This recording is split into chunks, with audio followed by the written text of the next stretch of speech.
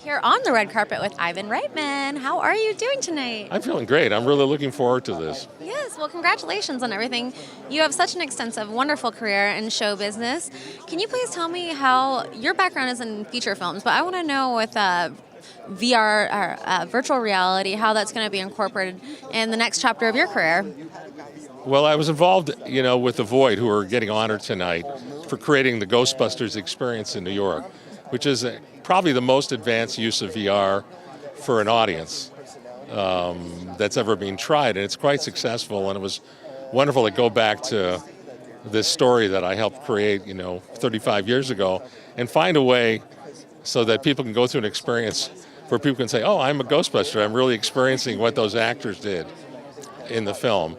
In terms of, look, I've always been interested in magical experiences. In fact, I directed a show on Broadway called Merlin with Doug Henning, the magician, and so there is a connection to kind of a theatrical experience and also the creation of magic, because VR almost works like magic, because you look around and you're in a little simple box somewhere, but it does a good way of tricking your mind. But your mind gets totally created, like you're in a kind of fantasy experience, and so somehow it links up.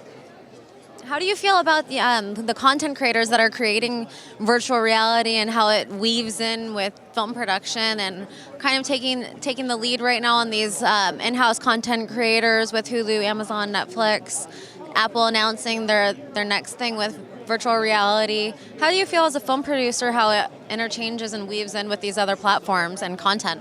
Well, I think about it as a director, as a film director, where every time a new medium develops, there's new rules, there's new techniques, there's new things that you learn.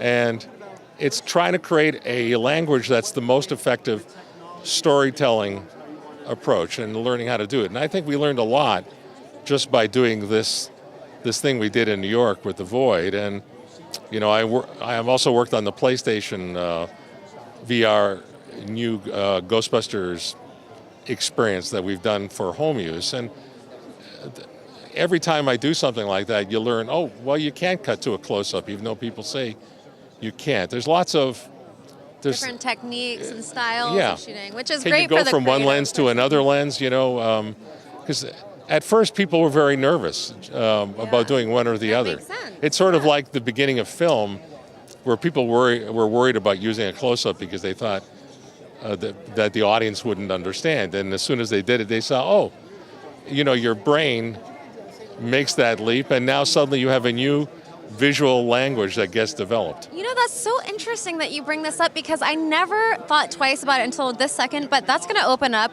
a whole new schooling system, and people are going to go learn, instead of New York Film Academy, they're going to go to the virtual, I think it'll all be mixed. Okay. I think storytelling is storytelling. Yeah. And good storytelling is, a very particular thing, and I think talented kids who want to become storytellers will learn all this.